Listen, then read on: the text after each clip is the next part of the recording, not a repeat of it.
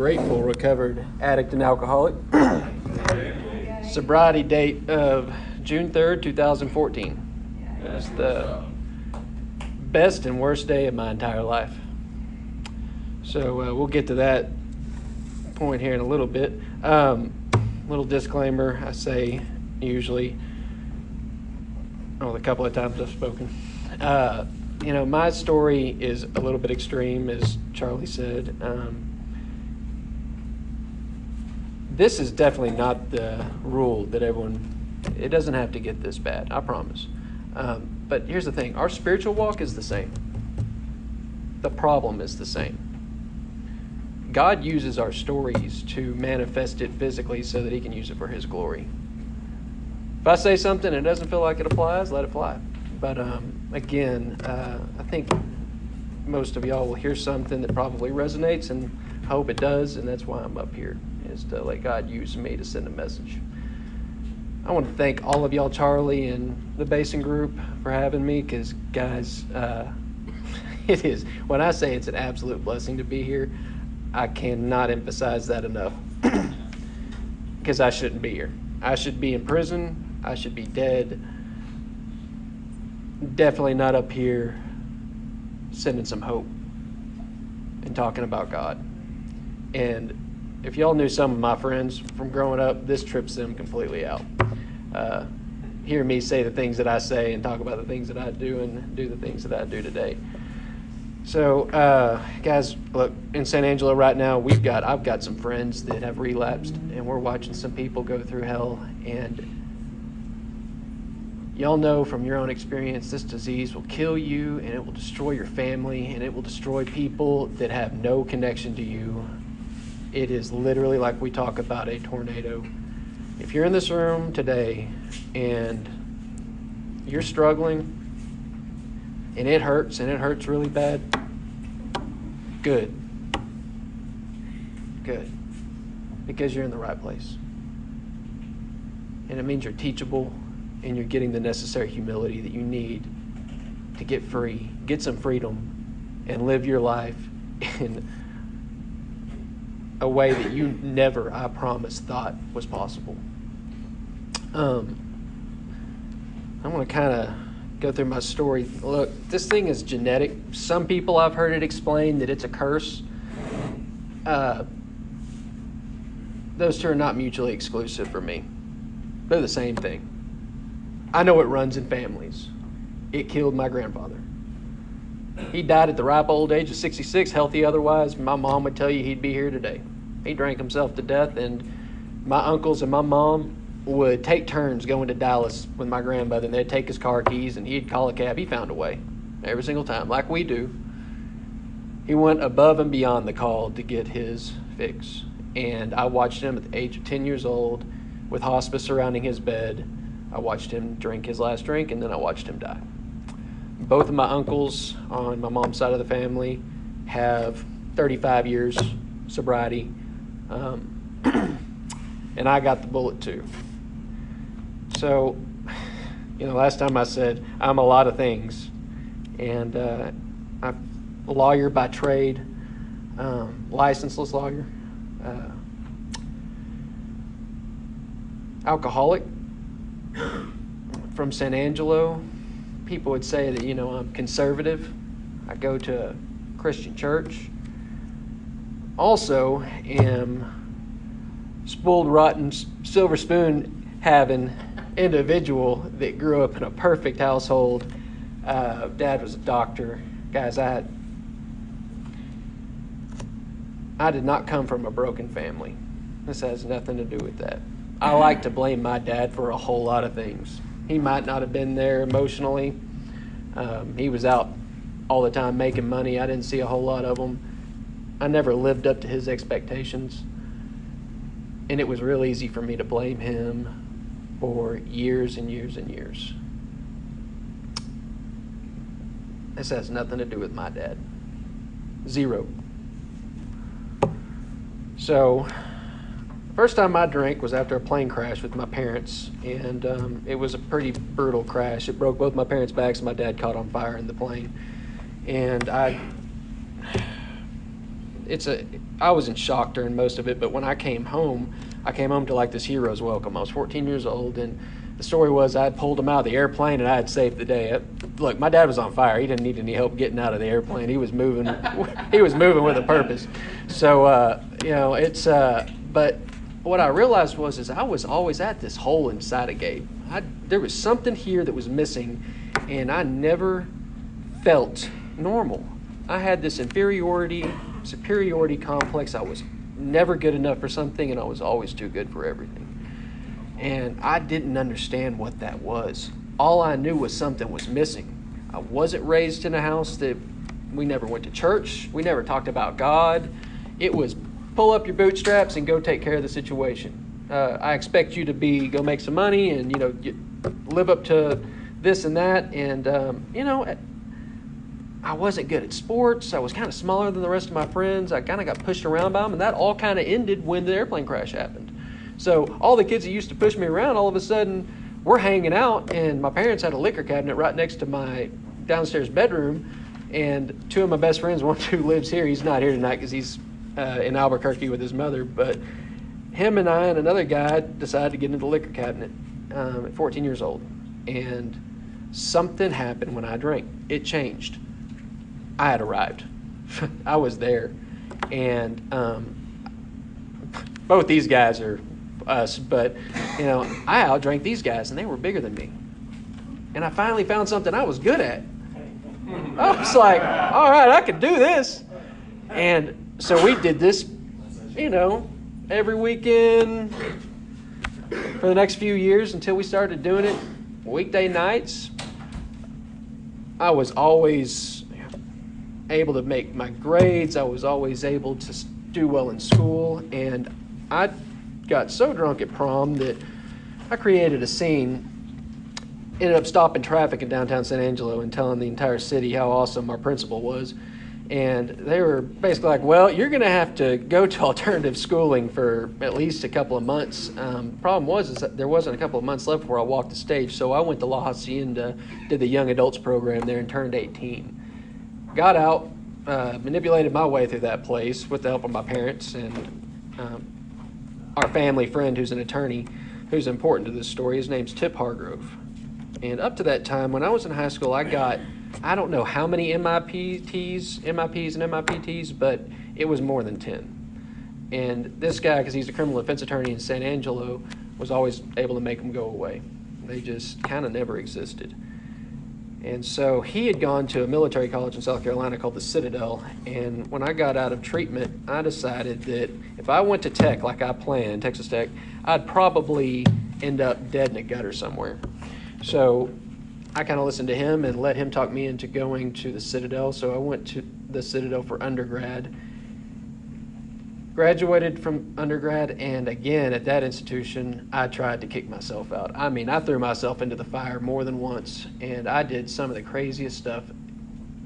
I pulled a cop's gun out of his holster in a blackout drunk, cussed everybody out, called them everything but a child of God, tried to fight everybody, and because there were circumstances going on and I had people in my corner and we were about to graduate, they just kind of made all this stuff go away. During the time I was in college, I got a DWI while I was there. That went away. And so when I graduated the Citadel, I went to law school. The Citadel was a military school, so it had a pretty structured environment. I got to law school, and there's no structure there. It was all day, every day, and that's really when I started drinking and drugging all day long. I was drinking from sunup to sundown, and in order for me to do that and maintain my grades and survive law school, I developed a healthy Adderall addiction. And I was taking hundreds of milligrams a day sometimes, but I'd go weeks at a time staying awake. So I remember thinking to myself at one point, this is absolutely unsustainable. This is going to have to change one day, but I didn't know how to do that. This was normal to me. This is how I functioned. And people would sit in our library and be like, Gabe, you at 7 in the morning, and be like, I smell liquor on you. Well, yeah, it's because I've been in my car drinking. You know?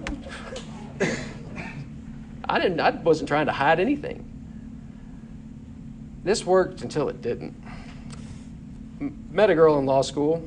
We dated for 2 years, and then I asked her to marry me, and she asked me to choose the bottle or her. And I, without hesitation, told her the bottle. And the day that we graduated law school, she walked out. And I went to Charleston, flew back to San Antonio, and walked into my house, and all of her stuff was gone. And so I decided I was going to drink myself to death. That's the right idea. And so I spent the 3 months that all my friends were studying for the bar exam, I spent trying to drink myself into oblivion.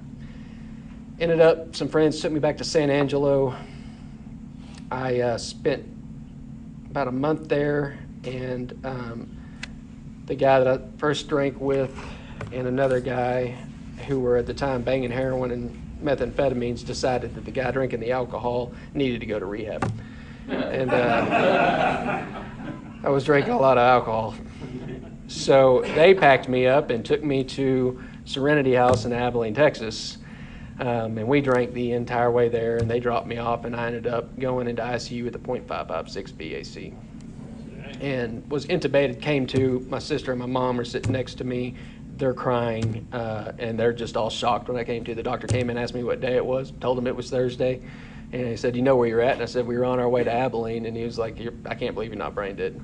And he said, "Well, if you do that again, you'll probably die." And then I went to treatment.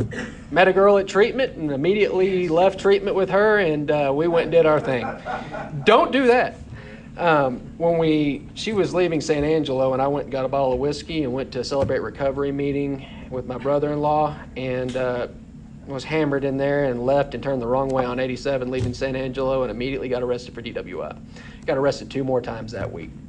Ended up doing a 9-month treatment stint through probation.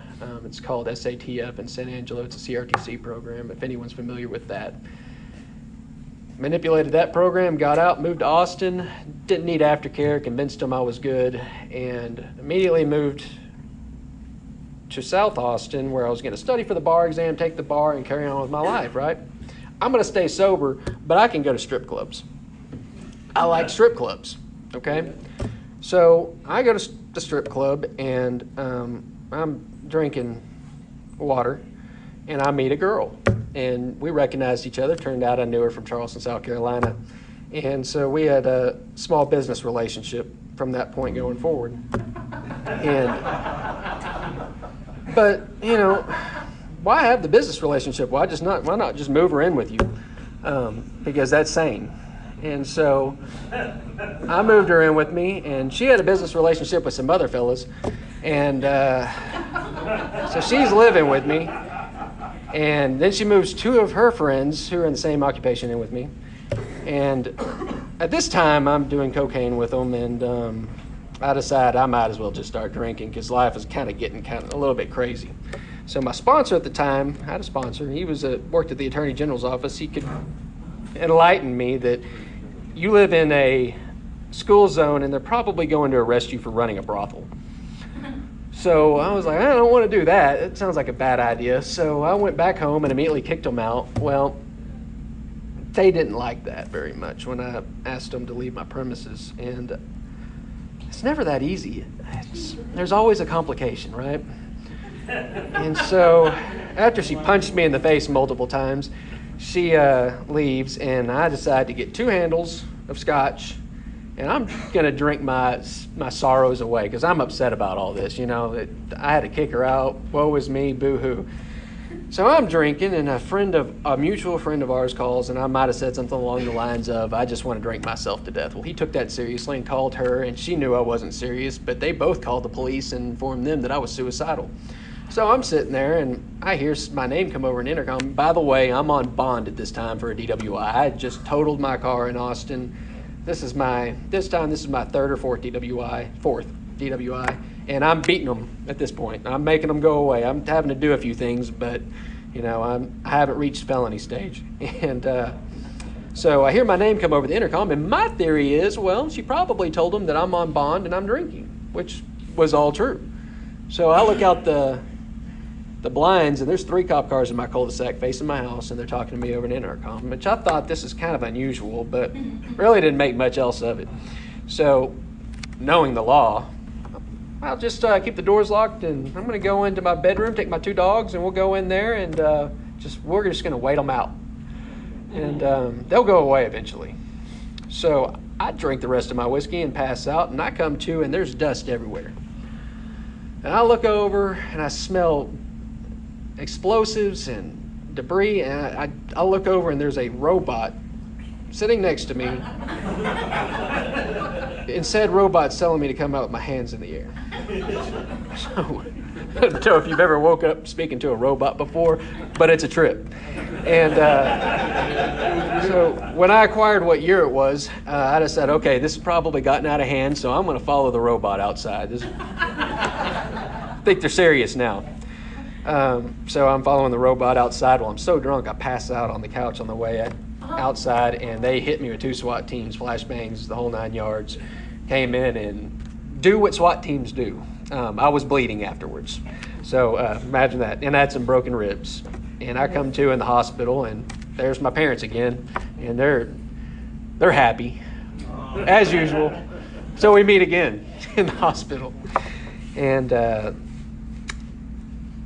they basically, they didn't know what to make of this. My mom had lived in an alcoholic family. My dad did not. This tripped them out completely. So I told them I had to go to the funny farm for 3 days after that. When I got out, I'm convincing people still I'm going to get this together. So I moved to East Old Torf at this time. So if you know anything about Austin, an addict and an alcoholic probably doesn't need to move to East Old Torf, especially one that likes cocaine. And so I move over there, and I also at the time I used to work at the state capitol in 2007, and I called my old boss and told him I was doing better. Told him about the SWAT team raid and the bomb squad robot that blew down my doors with C4. And he gave me a job back at the capitol again. I had that touch, I guess. And so I've got this job. I'm working at the capitol. I end up becoming the Senate committee clerk for the Senate Committee on State Affairs in the 2013 session. And I developed a healthy crack addiction because, why not try some controlled crack smoking? Right? So I liked powder cocaine. I loved crack. Loved it. I smoked every paycheck I had and half of my popcorn ceiling in that apartment in Austin, Texas. Don't do that. It tastes and smells terrible.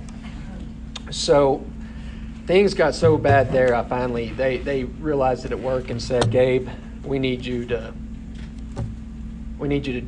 resign and go get some help. We're going to leave you on the insurance. Go get you some help. So I did. I resigned. The only problem is I was still on probation. I'm now on probation for that DWI.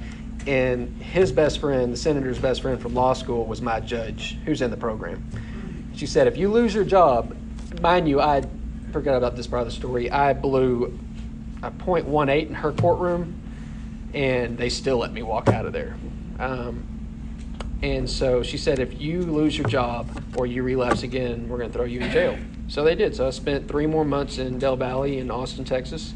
They wanted me to go do a program, and I said, no, I just want to set up my time, and I'm going to move to San Angelo and get sober. And I turned 30 in Del Valle, and guys, at this time I wanted things to change. I did, and I was telling people I was done.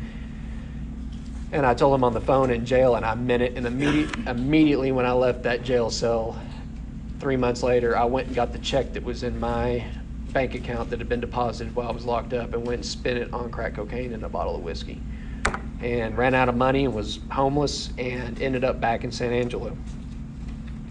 When I was back in San Angelo, at this time I'm medicated. They've diagnosed me with bipolar disorder, major depressive disorder.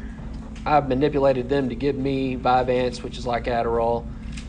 And I meet, at the time it wasn't San Angelo Solutions Group, but what would become San Angelo Solutions Group, Jerry Green and some other folks that are, Tommy, that are very good friends of mine today. And they explained, the first thing they told me was, Gabe, you are beyond human aid. You're going to need God's help to do this, and you're going to have to let go of control. I didn't want to hear that, but I was pretty miserable. And I was so miserable that I was staying at my parents' ranch. I didn't have a car, so I couldn't get to a liquor store, didn't have any money, and I drank all the cooking sherry, all the Listerine. I drank everything that had alcohol in it. And then I ended up drinking a bottle of rubbing alcohol and ended up back in the hospital. And as I was one of those drunks that I would detox and I would lay in my bed and I would puke into the bucket until it filled up, and then I'd just puke on the carpet until I could find a way to get me something to drink. And I'm not hanging out with people. I'm not going out to bars. I'm drinking by myself. While I was in Austin at this time, I was smoking crack. I was banging heroin in Tent City. I ended up contracting hepatitis C while I was doing this. And when I moved back to San Angelo, and I knew that when I moved back, and I was trying my hardest to get sober, and I couldn't do it. I was absolutely powerless. So I had an event, and I thought I'd gone schizophrenic. It was the DTs. And I ended up going to Austin, Texas, and had a spiritual experience of a sort. And I came back and redid my fifth step with my sponsor at the time, and something changed. I started working this thing, and my desire to drink left. It was gone. I could drive past a liquor store for the first time in my life and not pull in there and dig for change in my car to find what kind of bottle I could buy. Go buy a bottle of Kentucky Deluxe. You know, I found some freedom. Then I met a girl. I'd been praying for this girl, though, so I knew it was the right one, right? And so I met her. She cut my hair. And what happened next, guys, is I transferred my addiction from, I'll put it anywhere. I'll put it in drugs, I'll put it in alcohol, and I will put it in a relationship. And that's exactly what I did. I was working these steps, and I was sponsoring people, and I had gotten some freedom. And then something took the place of God. And she became more important than God did. And then when she started failing me in what I believed should have happened, I started to suffer. I started having pain. And then it wasn't working out. And so about 9 months into this thing, I decided I was going to go get me a drink. That's what I knew best. That's where I went to. That was my coping mechanism. I didn't know what was going to happen next, but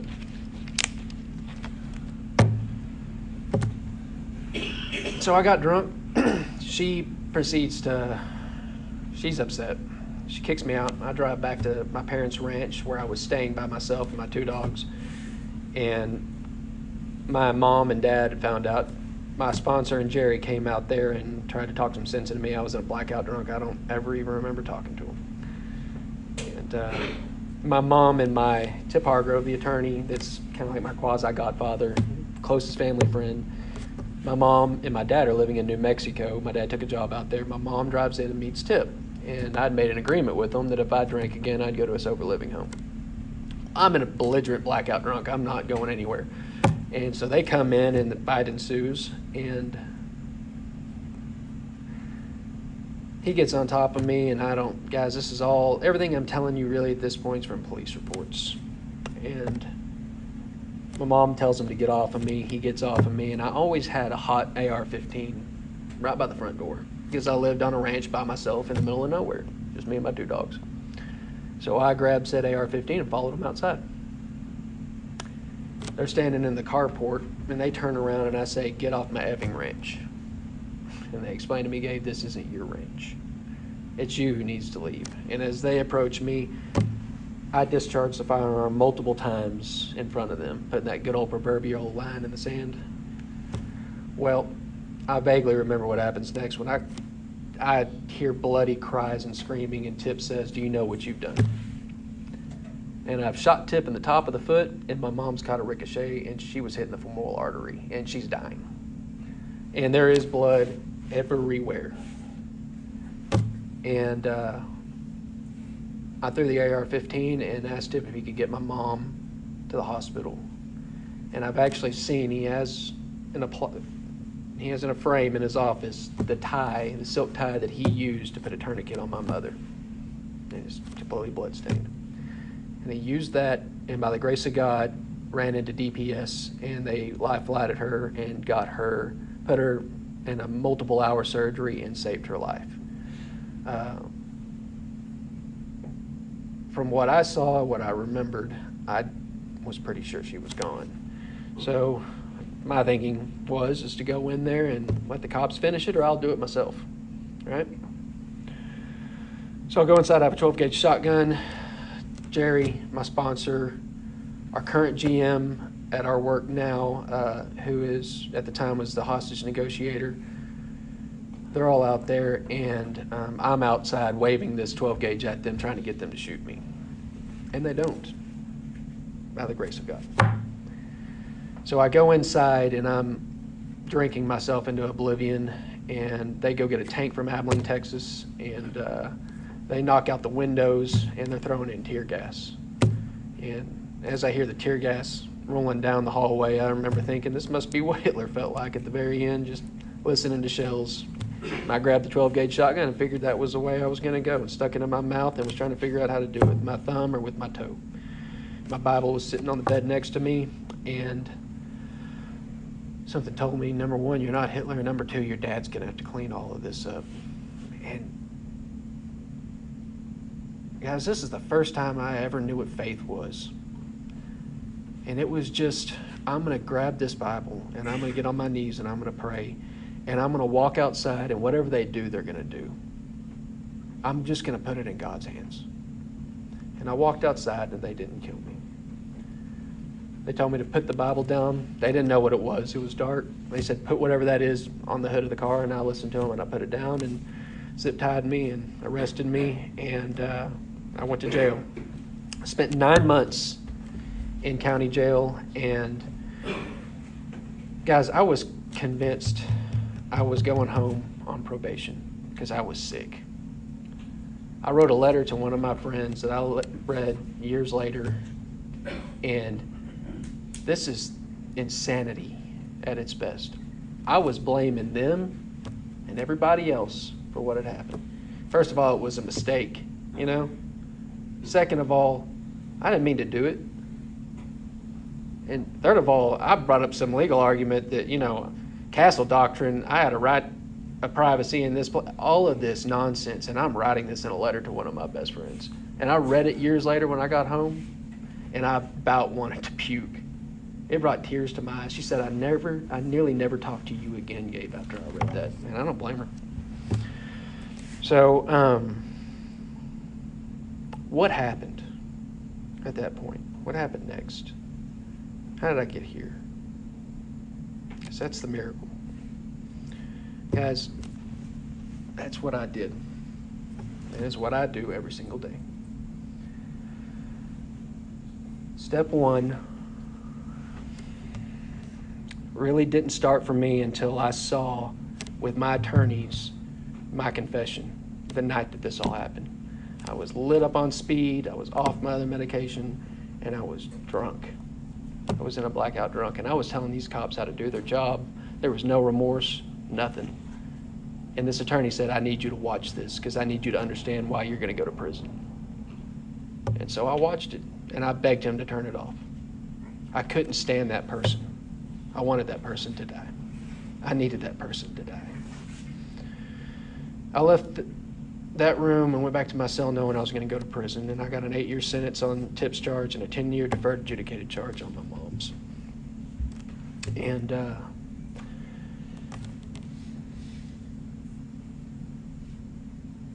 I still hadn't really fully gotten there yet because I still had this girl in my life. She stayed down with me for a year and a half. And even though I was trying to figure this out, and I was reading my Bible, and I was struggling, and I was remorseful, She was my rock. She was what I held on to. I called her every single morning and every single night, without fail. She came every Tuesday into county for the 9 months I was there and visited me. It was religious. And then I went to prison, and eventually she walked out of my life, and that was the greatest thing that ever happened to me. When she walked out of my life, I was alone, finally. And that's what, for me, step one required, was for me to understand the hopelessness and futility of life as I had come to know it.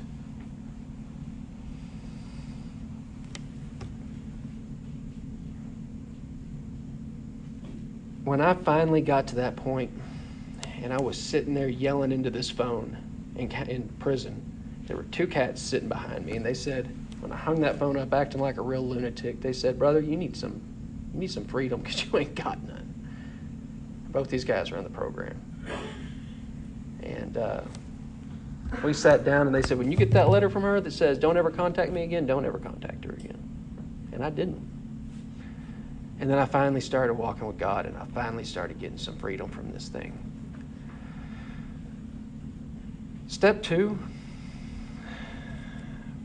for me, was real easy. I had finally gotten to the point in my life where I did not have any answers. 0. I knew it, and I was done. And I was willing to believe that pretty much anything else other than Gabe did.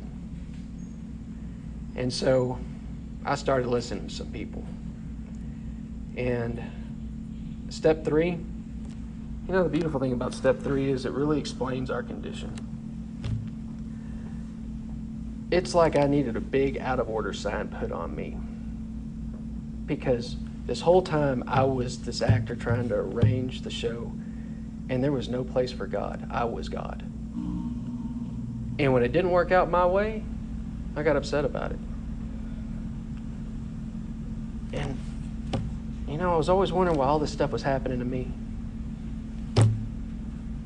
Because I was a producer of confusion rather than harmony. I was part of the problem. I was never the solution. And when we get to step 4, it's the multiple times I probably did 7 stints in treatment. Every time I did that, it was this exercise in futility. I'm just writing this stuff out on paper. This time I wanted to get it all out. I was tired of carrying this burden around with me. I wanted it gone. I wanted it out. I wanted to put as much light on it as I can. 4, 5, 6, and 7 go hand in hand, y'all. They do. I was burning up. When I finally got back and did another 5th step with Jerry, he had to stop me and let's just get down to brass tacks. But that's because this wanted to be free. I wanted it. And I did it in prison. And, I wrote all this stuff down, and I couldn't make an amends to that girl because she had asked me not to. So you know what I did? And I had to do this when I got back from prison too, because I moved back to San Angelo and all these old emotions came back. Getting out of prison is probably harder than going to prison, if you ask me, especially if you go back to the community where you came from. And I had to get on my knees and pray blessings for her.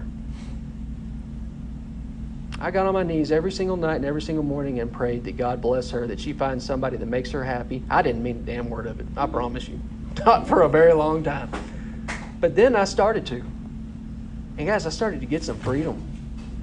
Then all of a sudden it was like, I'm okay with this. And I ran into her in a restaurant. We didn't say anything to each other, but I was good. I was finally relieved from that burden too. It talks about in here's another example of step 4. Illustrates our insanity. When I went to Del Valley, went to county jail there, my mom and uncle had to come down there and collect all my stuff in my apartment. And they got pulled over. When I got thrown in jail, I had moved my crack dealer in with me. It's, why not? If you move the girl in with you, you might as well move the dealer in with you too. I didn't realize that there was a small convenience fee with all this stuff. But so I moved him in with me, and I wanted him to leave too, but he was about 3 of me. And he didn't want to leave, so he just whipped my ass and sat on top of me until the police came, and I'm drunk also, and then had me arrested for family violence, which they dismissed, and I still couldn't figure out how that happened. But as my mom and uncle are going to move me out, they get pulled over while the drug dealer is leaving my apartment with all my stuff on a trailer. And my mom is pointing it out to the police officer, saying they're stealing all my son's stuff. They didn't care. You know, my mom isn't blaming them for this. She's blaming me, but I'm blaming them. I'm sitting in jail and I'm sore about this. Who created all of this? I did. But I couldn't see it.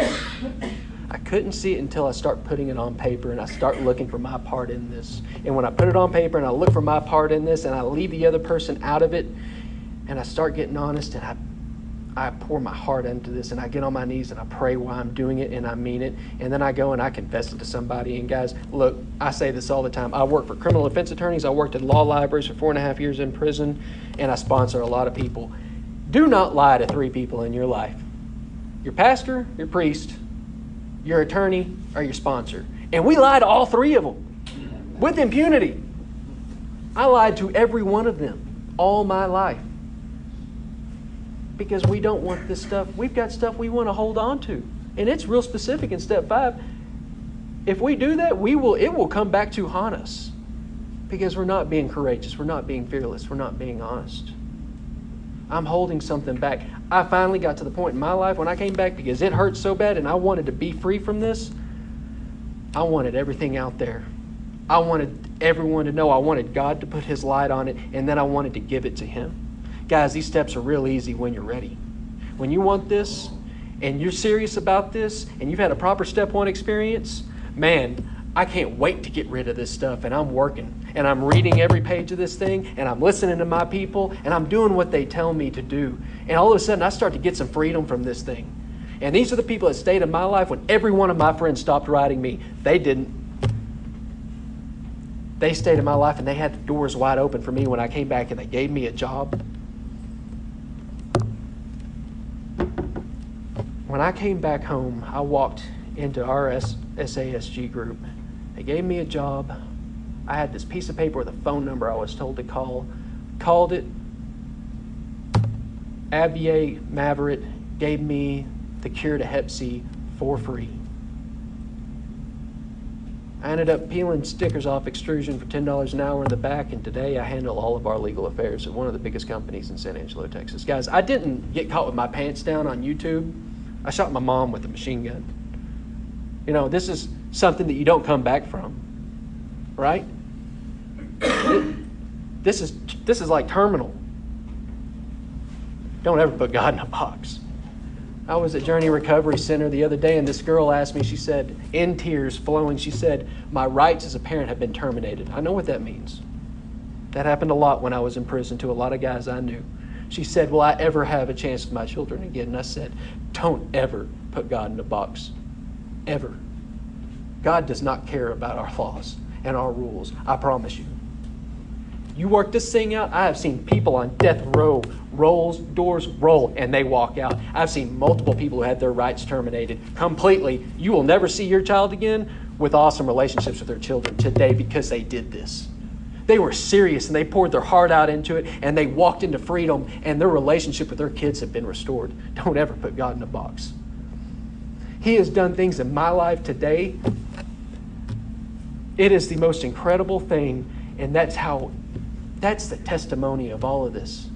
When we go down there and we say the 3rd step prayer, what does it say on page 14? What did Bill say? It's one of my favorite lines. This is simple but not easy. A price had to be paid. It meant the sacrifice of selfishness.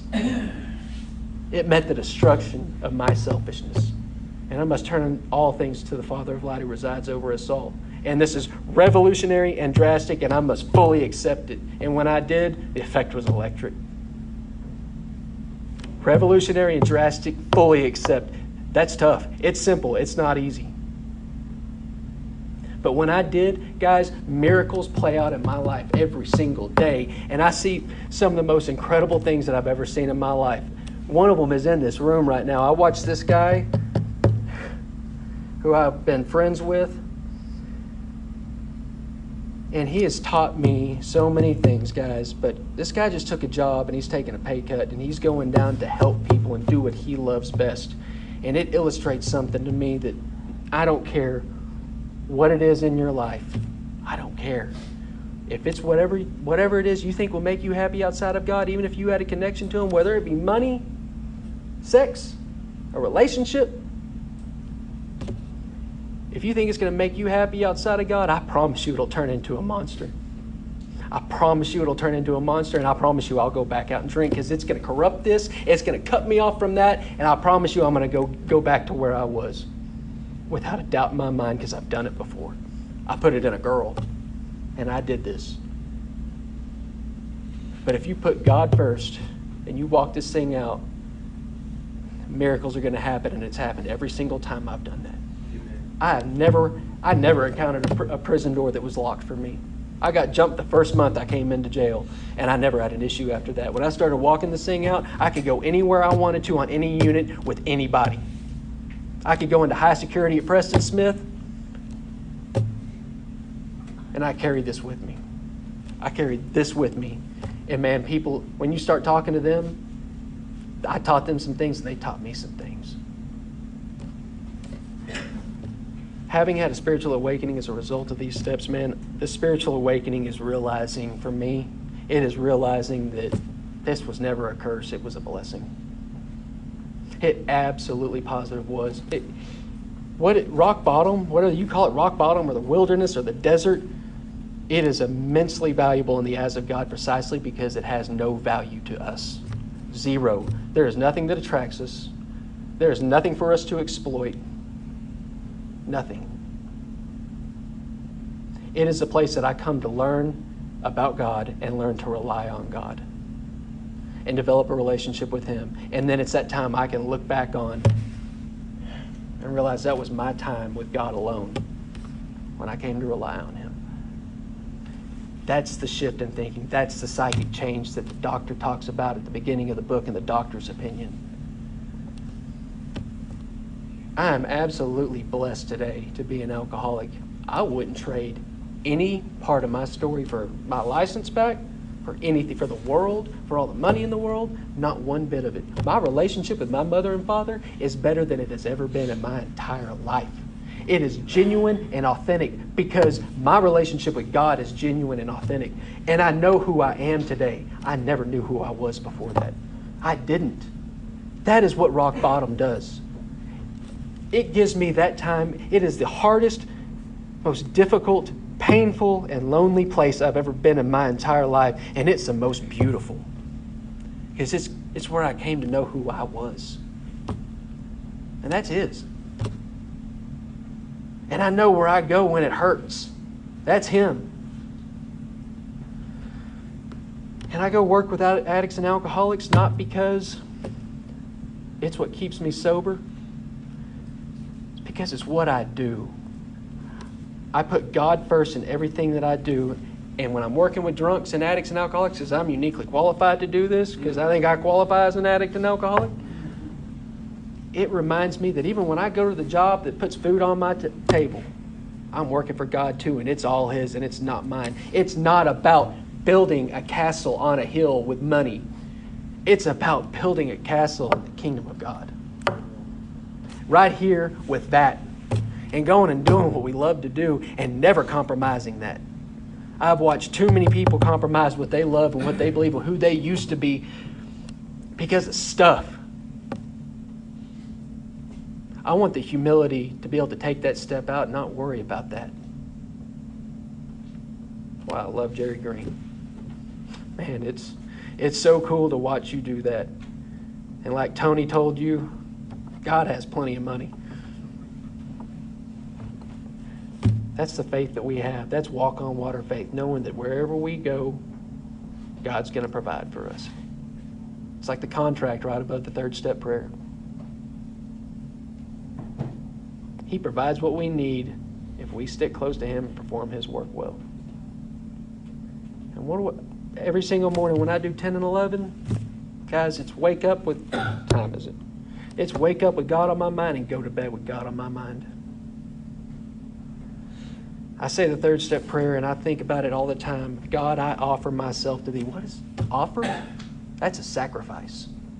I offer myself to thee to build with me and do with me as thou wilt. Relieve me of the bondage of self so I may better do thy will. Take away my difficulties so victory over them. This is the testimony so that my victory over them that you did for me will bear witness to other people. That those people that are crying out inside right now that are going, man, I want some freedom. And I don't think I can get any. It's too bad for me. If I can come back from this, I promise you God can do. He will do miracles in everyone's life. Amen. He can restore everything that we thought was burned down, that we burned down. He restored every relationship in my life but one. And it was the one that I wanted the most. It was the most toxic one. And you know, I'm good with that one today too. And I know why He didn't restore it. And I know why He used it. That's the perception change. That's the spiritual awakening. That's the spiritual experience that we have. Everything changes and the game changes. I don't come in here. I don't go to work. Hell, I don't wake up in the morning. Well, I do, for me. But I quickly remember that it's not about me. By about 10 o'clock in the morning, I've taken my will back and I've pissed off Jerry or Tommy or somebody. And I know exactly what to do and where to go. And I clean up my side of the street. I work this program. And guys, my life, it's absolutely incredible today. I just bought an FBO for our company, for our bosses, did a contract with Texas Tech University for a flight school, getting to participate in that. I'm getting to do everything that I wanted to do. And I may not have a license, but here's the perception change again. It's okay, I represent God, and God represents me. And I've been able to go anywhere I want to go, provided He goes with me, and I'll let Him. If you're struggling today and you're in pain, you're in the right place. Get with one of these guys in here. There is so much freedom for you to have.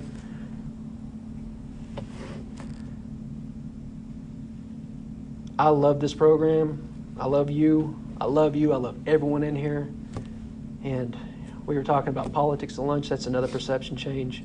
I don't care what anyone believes in, thinks, feels, or believes. I just care that you need help.